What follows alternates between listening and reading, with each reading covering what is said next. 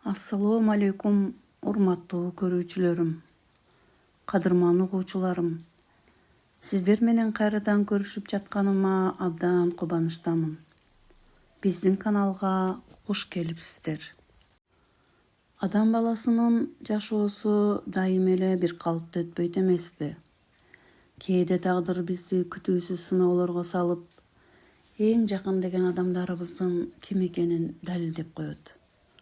Бүгүн сиздердин назарыңыздарга турмуштун эң оор соккуларына туруштук берген, сүйүүсү жана ишеними менен өз бактысын сактап калган бир үй бүлөнүн таасирдүү баянын сунуштайм. Бул окуя кимдир бирөөгө үмүт берсе, кимдир бирөөнү жашоого башкача көз караш менен кароого түрткү берет деп ишенем. Анда эмесе, урматтуу көрөрмандарым, турмуштун сыноолору менен бекемделген үй бүлө аттуу чыгармамдын биринчи бөлүмүн баштасам. Күз айынын акыркы күндөрү эле. Терезенин сыртында улуган муздак шамал бактардын акыркы сары жалбырактарын жулуп алып, кайдадыр алыска учуруп жатты. Шаардын четиндеги кичинекей бирок ичи жылуу үй бүлөнүн коломтосунда Самат менен Айжамал чай ичип олтурушту. Алардын баш кошконуна 5 жылга чукулдап калган.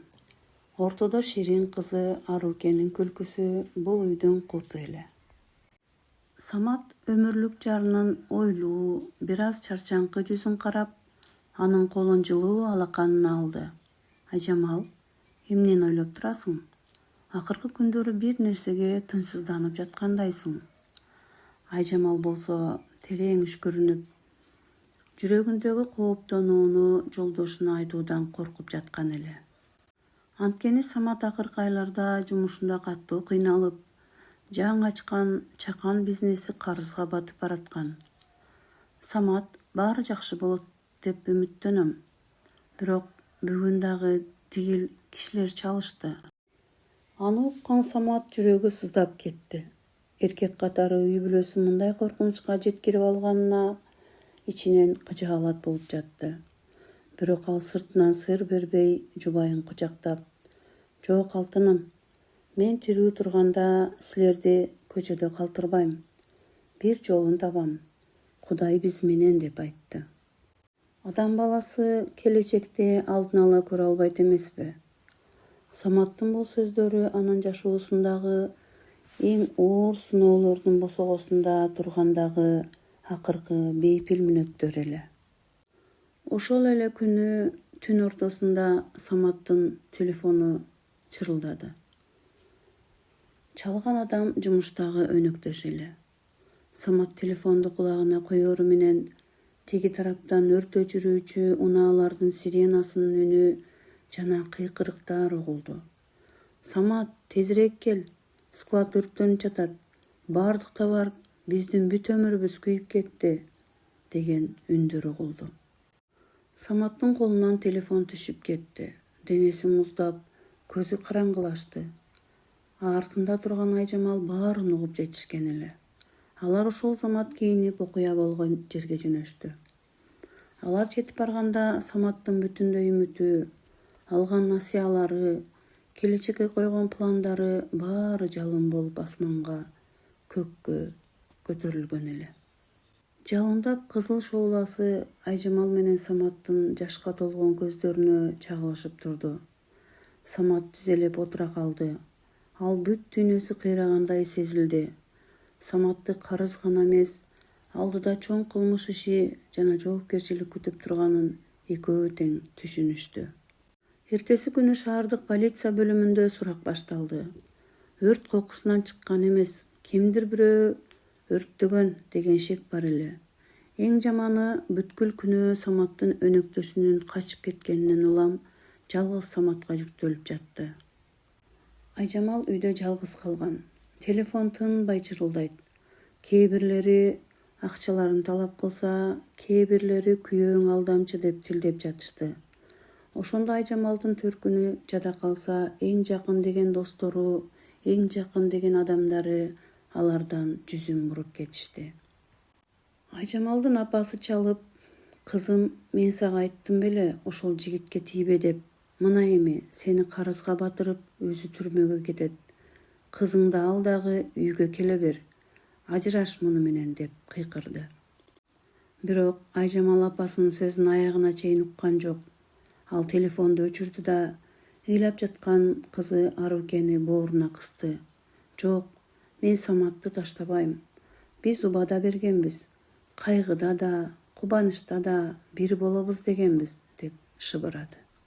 Бир жумадан кийин Айжамалга күйөөсү менен көрүшүүгө уруксат берилди. Темир тордун артында отурган Самат бир жуманын ичинде абдан арыктап, көздөрүнүн нуру өчүп калгандай эле. Ал жубайын карап, башын жерге салды. Айжамал, кечир мени, мен сени бактылуу кыла албадым. Мени узак жылга кесиши мүмкүн. Сен жашсың, кызыбызды ойло. Менден үмүтүңдү үз да өз жашооңду улашың керек. Ажырашууга арыз бер. Мен сени күнөөлөбөйм, деди үнү титирей Саматтын. Айжамал Саматтын сөзүн бөлдү. Ал айнектин артындагы жолдошунун колу туш келген жерге өз колун койду. Самат, мага карачы, деди ал чечкиндүү үн менен. Мен сени менен байлыгың же ийгилигиң үчүн баш кошкон эмесмин. Мен сенин жүрөгүңдү, тазалыгыңды жакшы көргөнмүн. Кандай гана сыноо болбосун, мен сени менен болом. Биз бул саздан чогуу чыгабыз. Сен сынып бербешиң керек, деп айтты Айжамал. Ошондо Самат Айжамалды карап, жубайынын көзүнөн мурункудан да күчтүү, мурункудан да чечкиндүү отту көрдү. Саматты убактылуу кармоочу жайда калтырышкандан кийин Айжамалдын жашоосу толугу менен өзгөрдү. Көз жашын төгүп, тагдырга наалганга анын убактысы да, акысы да жок эле. Ал азыр үй бүлөсүнүн жалгыз үмүтү, кызы Арукенин жалгыз коргоочусу болчу. Эң биринчи кезекте Саматтын укугун коргой турган жакшы жактоочу адвокат табыш керек эле. Бирок шаардагы белгилүү жактоочулардын баары асман чаап турду. Айжамал өзүнүн алтын жасалгаларын, үйдөгү баалуу буюмдарын, Атыгүл апасы тоюнда берген себин да арзан баада сатып жиберди. Тааныш билиштеринен жардам сурап чалганда алардан эчтеке ала албады. Саматтын убагында устаканын жеп, сыйын көрүп жүргөн достор телефонду албай же ар кандай шылтоолорду айтып жатышты. Бул дүйнөдө байлыгың барда дос көп, башыңа иш түшкөндө жалгыз калат экенсиң деген ачуу чындыкты Айжамал ошондо түшүндү. Адамдын ким экенин жакшы күндө эмес, башыңа оор иш түшкөндө билинет. Айжамал ушул кыска убакыттын ичинде кимдин дос, кимдин душман экенин таанып жатты. Бирок ал багынган жок. Айжамал топтогон акчасына Максат аттуу тажрыйбалуу, бирок адилеттүүлүктү баалаган жактоочу жалдады. Алар чогуу кылмыш ишинин материалдарын изилдей башташты. Айжамал, ачыгын айтайын, деди Максат документтерди карап жатып. Күйөөңдүн өнөктөшү Руслан качып кеткени абдан жаман болгон. Бүтүндөй документтерди Саматтын атына каттатып, өзү таза чыгып кетүүгө үлгүрүптүр. Өрттү да ошол уюштурган болушу мүмкүн. Анткени өрткө чейин бир жума мурун складдагы эң кымбат товарларды башка жака жашыруун ташып кеткени тууралуу маалымат бар экен. Бизге далил керек. Русланды тапмайынча Саматты актоо кыйын, деп айтты. Айжамал кыжаалат болуп кетти. Демек, Самат эң жакын досунан чыккынчылык көргөн экен да. Биз аны табабыз, Максат байке. Руслан кайда качса да Кудайдан качып кутула албайт. Мен аны өзүм издейм, деди Айжамал көзүнүн жашын арчып. Айжамал күнү түнү жумуш издеп, күндүзү базарда товар санаган эсепчи, түнкүсүн кафеде идиш жуугуч болуп иштеп жатты. Бир күндө 3-4 саат гана уктап, калган убактысын Саматка тамакташууга жана жактоочу менен жолугушууга жумшап жатты. Бир күнү кечинде кафеде иштеп жатса, кызы Арукени карап жаткан кемпир чалып калды. Айжамал, тезирээк кел, Арукенин ысытмасы көтөрүлүп, дем ала албай жатат. Тез жардам чакырдым, деп айтты. Айжамалдын колундагы идиштери жерге түшүп талкаланып кетти. жумушунда ойлобостон ооруканага журкады. Оорукананын коридорунда жалгыз отуруп, Кудайга жалынып, ыйлап жатты. О жаратканым, менин жанымды алсаң да, кызымды аман калтыр. Күйөөм абакка кетип, кызым ооруп калса, мен кантип жашайм? Мага күч бере көр деп ыйлап жатты. Эртеси күнү дарыгерлер Арукенин абалы турукташканын, өпкөсүнө суук тийгенин, бирок коркунуч артта калганын айтышты. Ажамал кызынын чекесинен өөп, бир аз болсо да жеңилдей түштү. Дал ушул убакта анын телефонуна бейтааныш номерден билдирүү келди.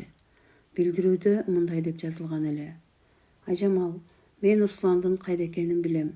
Ал өлкөдөн качып кеткен эмес.